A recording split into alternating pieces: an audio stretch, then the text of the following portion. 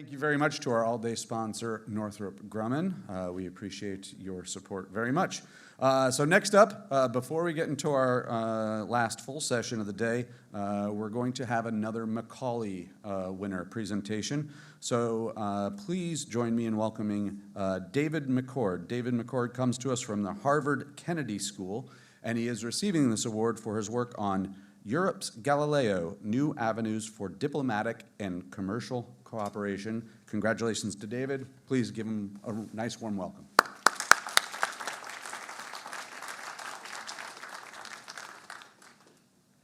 Good morning, everyone. It's such a privilege to be here with you.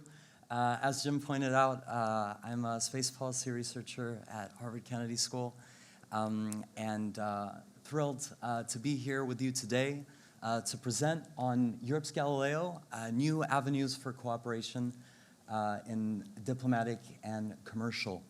Before I get started, I have several people I'd like to thank. I'm a little upset with this slide because somebody is missing on here, and that is none other than my wonderful girlfriend, Amy Thomas. She doesn't know I was going to say this. She was practicing with me up until late last night.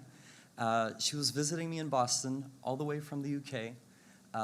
And when I told her we're going to Alabama, she didn't say what. She said, "How do we get there?" And I'm extremely grateful to you, sweetheart. I'm extremely grateful to the American Astronautical Society, Jim in particular, for hosting such an extraordinary event. Very grateful to the Harvard Belfer Center, the center for which I conduct my research. Professor Rosenbach in particular, couldn't be here without him. I'd like to thank Jim Miller, JJ, as he's known at NASA. Perhaps some of you know him. I was able to conduct my research with him at SCAN throughout this summer. Couldn't have done it without him. And my work involved the European Commission, who were gracious enough to host me for 2 interviews, which I conducted this summer. Finally, I'd like to thank you, all the people I was able to interact with throughout this week. It's been such a joy. I've learned so much, and as a policy person, it's very humbling talking with actual rocket scientists. And I really see our role as amplifying everything you do and making sure that it gets the resources it deserves. And the area that I've been focused on has been GPS. And I have a question for you in the room. How many of you knew that this is actually the 50th anniversary of GPS this year? Show of hands, anyone? I see one hand. And that encourages me, in particular, in my presentation today. It will not be in vain, and hopefully I can shed light on an important issue with you this morning. My research center was also celebrating its 50th anniversary, so we figured, hey, we need to look more closely into this. And I've got to say, as a policy person, upon looking closer at the strategic implications of GPS, I was floored at how little we are talking about GPS, and wanted to shed more of a light on GPS. It is, sadly, a victim of its success. A victim of its success because there aren't any outages, there aren't any trouble with it. We don't think about it, we take it for granted. It is essential, but silent. So since its inception, GPS has represented 1.4 trillion in economic benefits, and that's growing. That's for the US alone. An outage would mean $1 billion out the window a day. In the short 10 minutes I have, that's 7 million right there. So hugely important. We can't ever take it for granted. Yes, it is essential, but it's been so successful that it's led to other countries following up. GLONASS by the Russians, 2016, Galileo by the Europeans, and finally, in 2020, it kind of went under the radar because of COVID and all, but the Chinese reached full global coverage with Beidou, their own GNSS system. And my colleague and mentor, Sarah Sowell, conducted research on Beidou and observed that, hey, we have a head start, but they have the more modern technology. And we're growing complacent. They are thinking about it more holistically than we are. And as such, we need to think of it not only from its inception 50 years ago with military governance. We have to think of GPS as a civil infrastructure because the Chinese are, and so when seeing this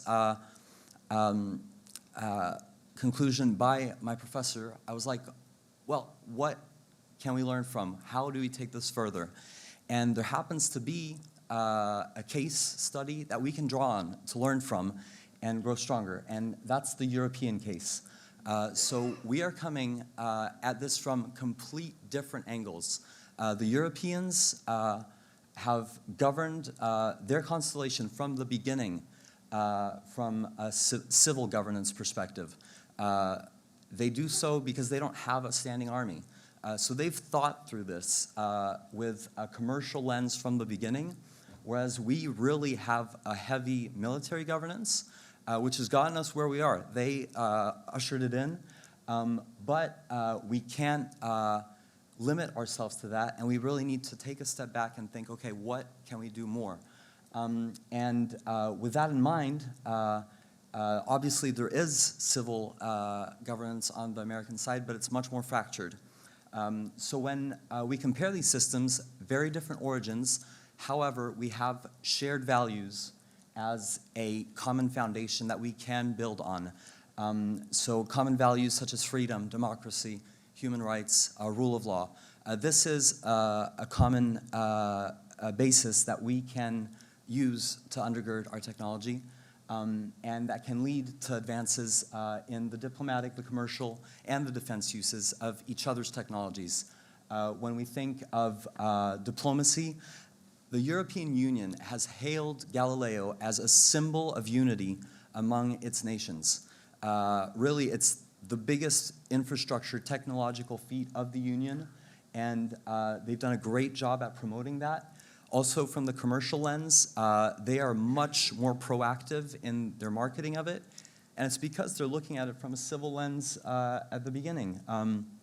Obviously, defense is better at R&D, but the civil side is better at marketing, and we have a lot to learn from them on that end. But at the same time, in light of the conflict in Ukraine, the Europeans are now very seriously considering defense for GPS. So it can be win-win. We need to be talking to each other. We need to intensify these collaborations. And so concretely, what does that mean in terms of next steps?